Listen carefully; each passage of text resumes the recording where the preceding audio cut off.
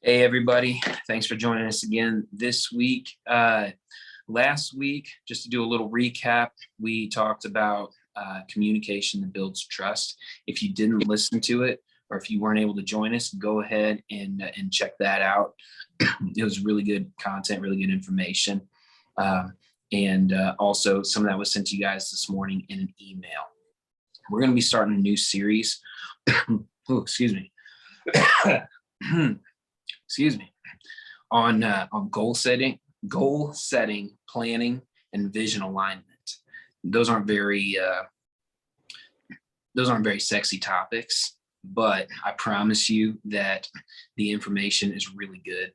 So if you don't have like a goal in mind, or you don't take the time to plan out what it is you're doing and chart your course, and if you and your team's vision, or if your individual visions for goals that you have in your life aren't aligned with the other visions, then there's a good chance you're not going to actually accomplish what it is you set out to do.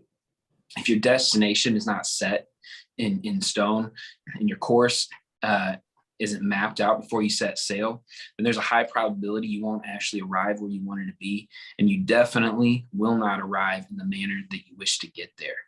There's an old saying that people is that King Solomon it's a quote that I like to use a lot. It says, "Where there's no vision, people perish." Basically, if people don't know what it is if they don't know what their purpose is, if they don't know what it is they're trying to accomplish, if there's no goal put in place and they don't have vision for it, then there's no life. That people are just kind of running around like zombies. They're dead inside. If there isn't some sort of plan, some sort of hope for the future, then people are just kind of dead inside. There's a book that I like. It's called Wild at Heart by John Eldridge, and he suggests that every man needs a battle to fight, an adventure to live, and a beauty to rescue.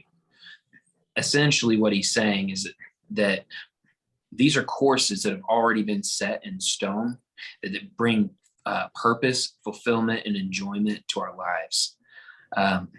Purpose, fulfillment, and enjoyment. You're going to hear me say those things a lot.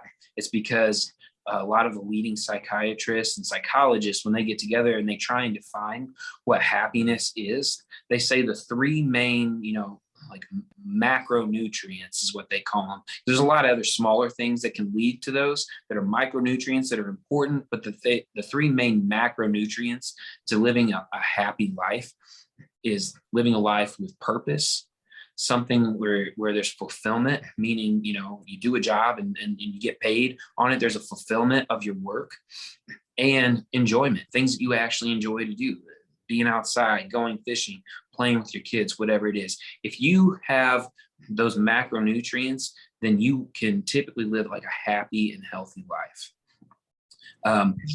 But basically, where there's no course set already, we tend to actually just wander and get caught up in the mundane and meaningless things in life. And when someone doesn't have meaning, they're kind of just dead inside. They're just going through the motions. They end up spending a bunch of time on social media. They end up, just kind of, I'll go to work and I'll do what I have to do versus doing what I really want to do. There's a lack of focus and a lack of intentionality that ultimately leads to unfulfilled dreams and even depression. So in this series called Charting the Course, we're actually going to be unpacking things like how to set goals that are challenging and fulfilling, how to make detailed plans that others can follow, how to get others to join you on the journey, and how to lead your team along the way. But before we spend any time moving too far in any one direction, I really want to start with these 5 questions that I think are the most important things. It's really before you even can start planning. If you don't have your internal compass set with these 5 questions, then it's going to be really difficult to chart the course for a personal or a business goal. So I'm just going to jump right into it. Number 1 is, what do you really want out of life? I mean, that's a loaded question right there. As many of you guys already know, before you can join our Sea+Summit network, I actually send out this page. It's developed by a psychiatrist specialist named Dr. Daniel Amen, who he wrote a book called Your Brain is Always Listening. We call this page, it's the 1-page miracle. That's what he calls it in his book. Basically, it's a really simple list that just goes through and says, what do you want out of life? And what are you going to do to get it? And then it gives you various topics. It's kind of really broad and widely ranging, from what do you want out of your relationship with your spouse? What do you want out of your relationship with your children? What do you want out of your job? What do you want physically, emotionally, spiritually? Whatever it is that you could potentially have a vision for or have a goal for. It's just a really simple list that you go down and you kind of say, this is what I want in this area. This is what I want in this area. And if there's any confusion from you, the business owner, or you, the person who's kind of leading a team, or leading the charge, or leading your own life, even if there's any confusion from you, the person who's steering the ship, there's inevitably going to be confusion from anybody from anybody else that's on your team, or that you have to lead, or even family members. If you don't have a vision and a goal and a dream for your own life, and there are other people who will follow you into that same aimlessness and unfulfilled dreams. So, for example,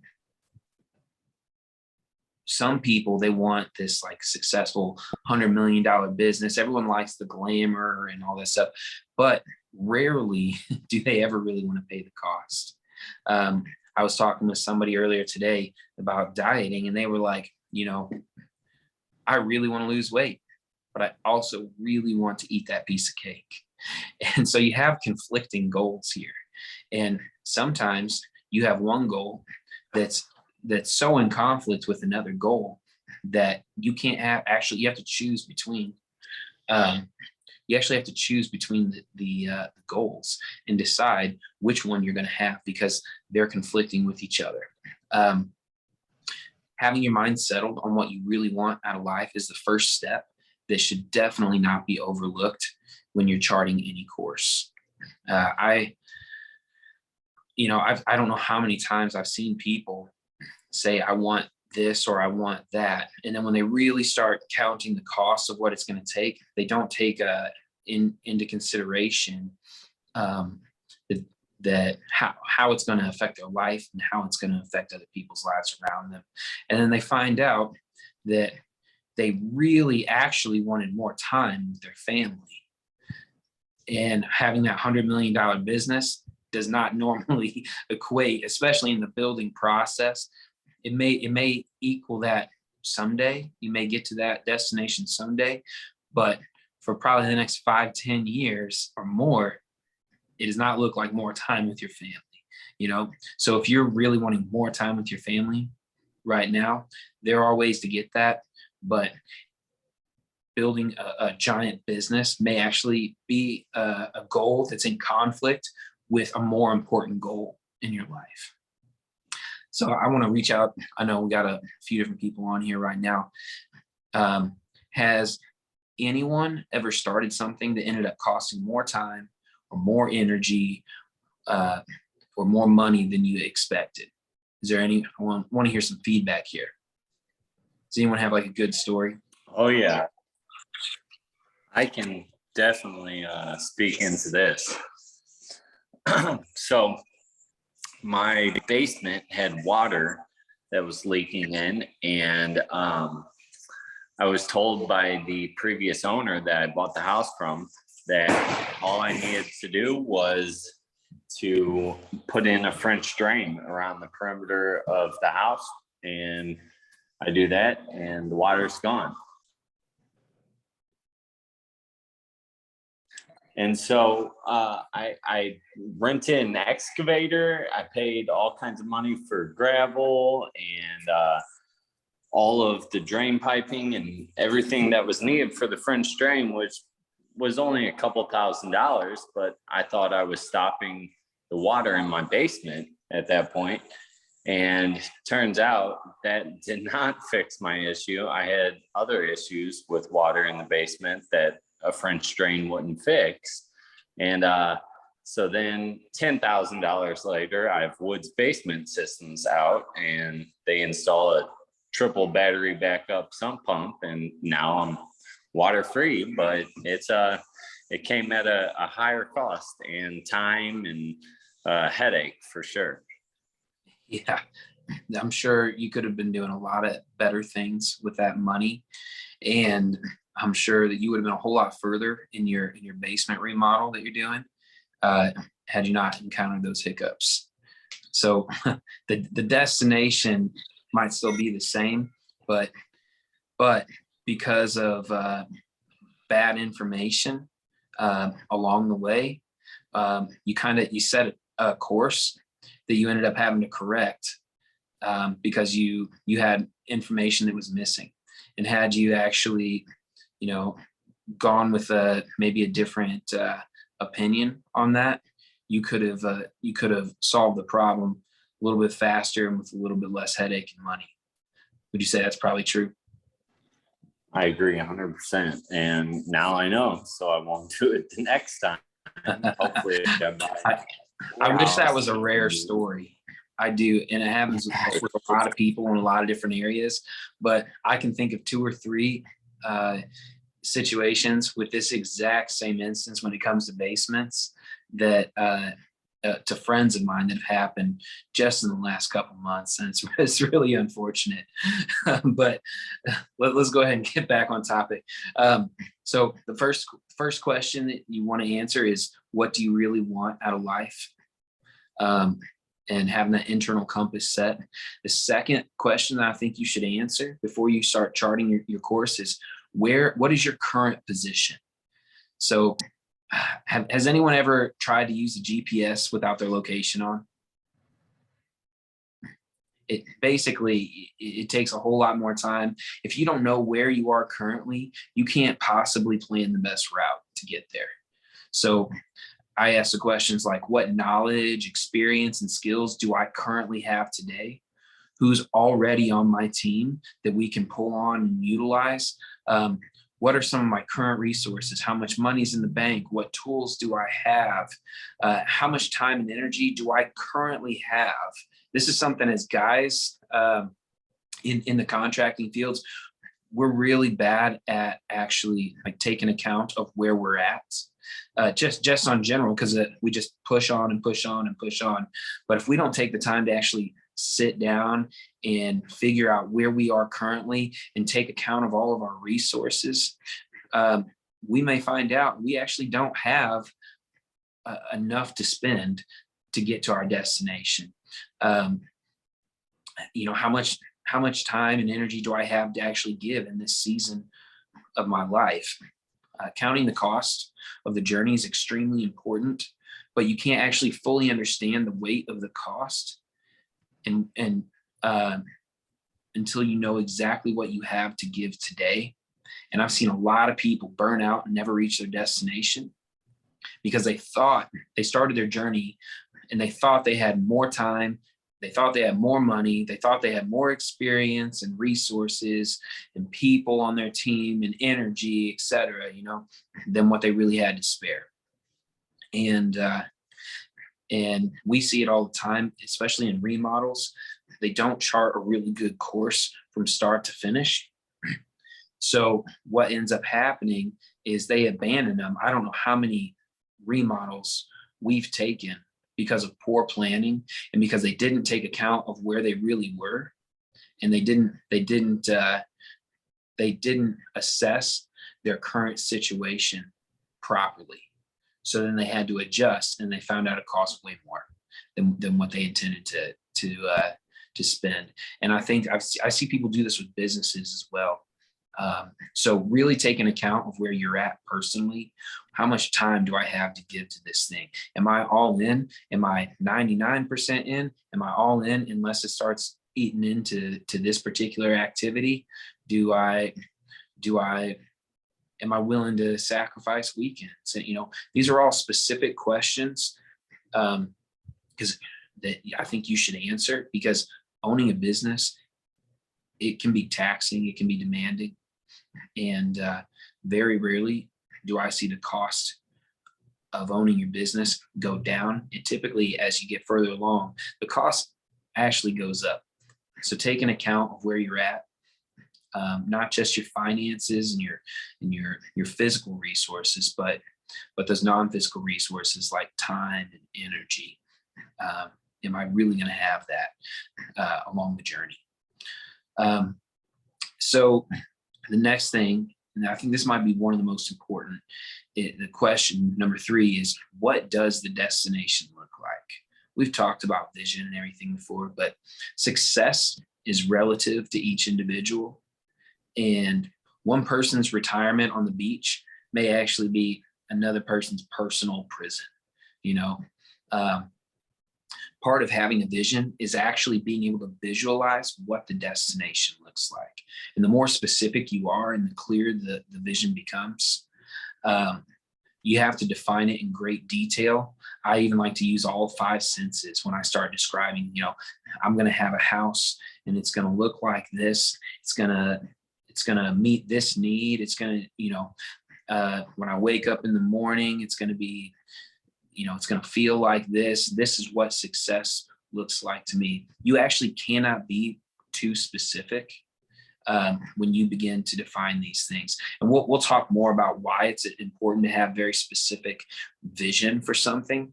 But when you have a clear vision of what the destination looks like, you're going to have a better understanding of what it's actually going to take to get there. And just as important, when you consistently visualize what your success looks like and you focus on the benefits, it's much easier to stay motivated when you're along the journey. And I can't tell you how many times I've been feeling down and out and just tired, dog tired. And I have to sit back and I'm like, man, it's going to look like this. It's going to feel like this. It's going to do this for my family. This is what it's going to mean for me in my life. And I focus on the benefits of that destination. And all of a sudden, it doesn't seem like too high of a price to get up at 4 a.m. and work my tail off for 12 hours a day.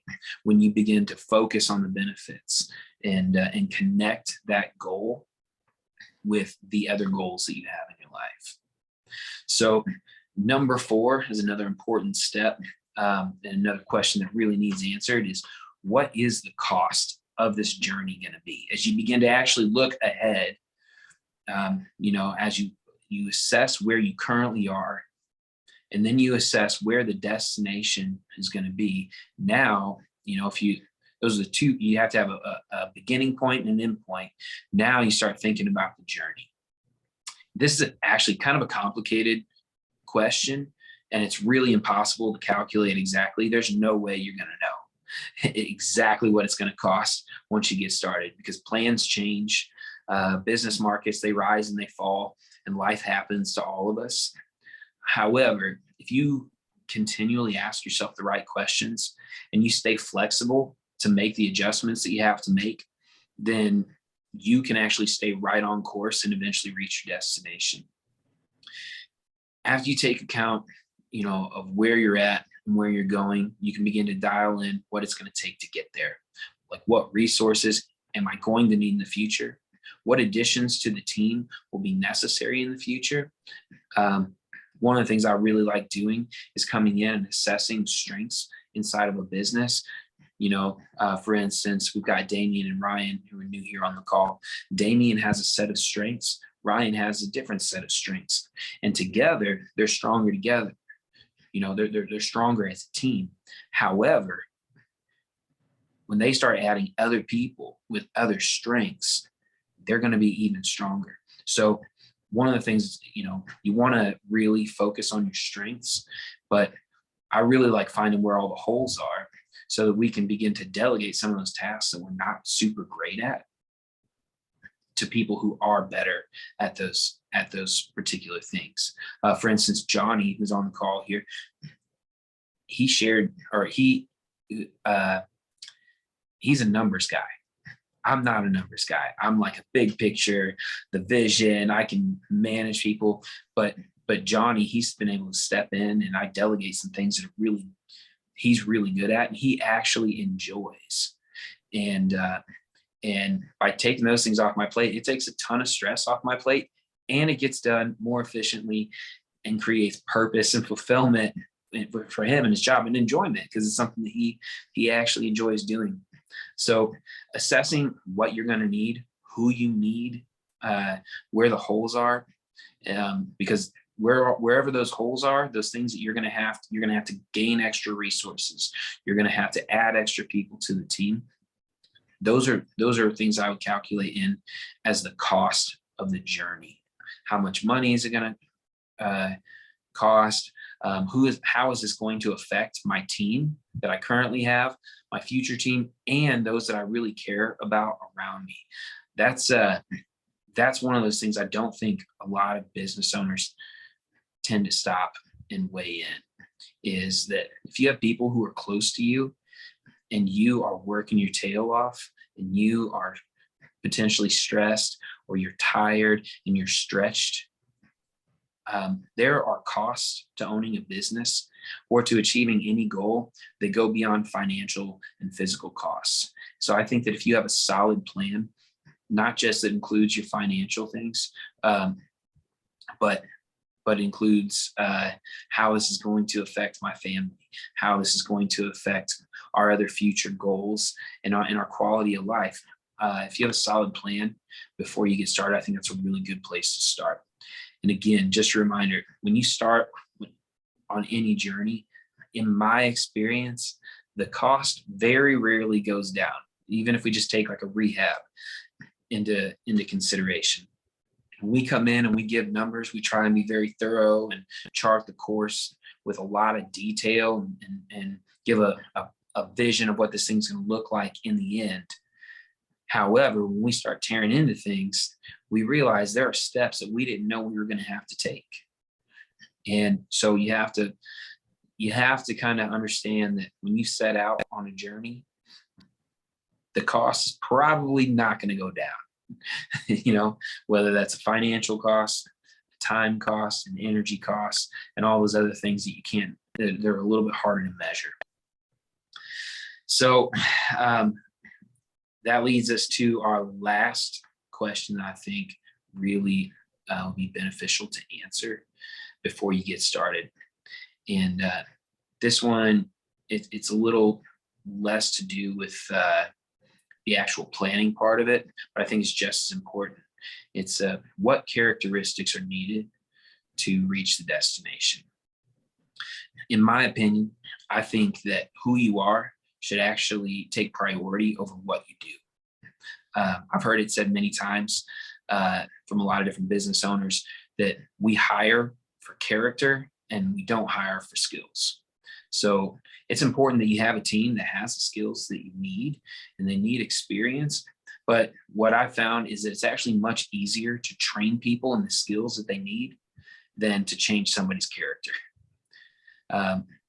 It may be different depending on your specific journey or your organization, or it may be different depending on what position that person's going to fill. But you should always be looking for people whose key characteristics actually line up with your vision.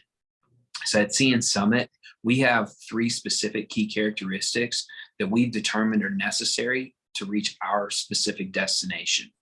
I'll go ahead and just share them mostly as examples. You guys don't have to take these and apply them to your business, because you might have something that's different. The way that you lead is going to be different, and the things that matter to you are going to be different. But there are these 3 specific characteristics that we look for. Number 1 is you have to be committed to learning. If you're not committed to growing and learning and bettering yourself, then you're just going to be stagnant and stuck. And we are very big on relationship, and I don't want to be tied to anyone who's stagnant and stuck. So we're very big on self-development. It's why we have this Everest podcast at all, is because we want other people to grow. We want to grow together as a team, and we're committed to it. We're going to show up every week giving you more and more things that are going to help you grow, because that is to me personally a commitment to continued learning is probably the highest priority in my life. Just constantly challenge yourself. The second one is you have to be consistent and transparent in your communication. We talked a lot about communication. You guys can go back and check that Zoom video out. But consistency and transparency in your communication, not holding things back, and also just being really quick to communicate what needs to be communicated. It helps build trust. It helps everyone be on the same page. And I found that it's very important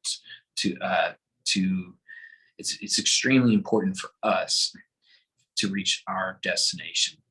And the third thing is I want to see that people are disciplined in their organization.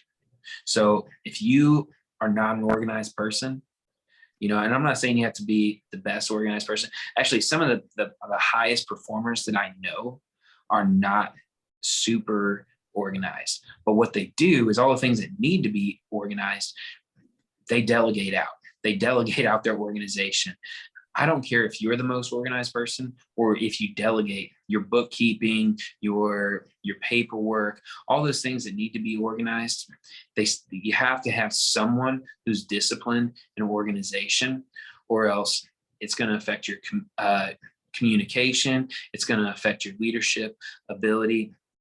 We want to see some sort of discipline in organization. Some of our team members already display one or more of these key characteristics, and we're always continuing to grow and challenge each other in these things. But what we found is that if we have a team member who is not aligned with these key characteristics, with this part of our vision, they actually tend to feel pretty uncomfortable, and they don't feel valued because what we have is the things that matter the most to us are not the same things that matter the most to them.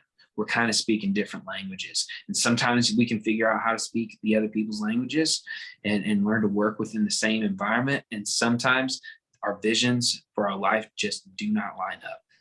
And it's better to part ways and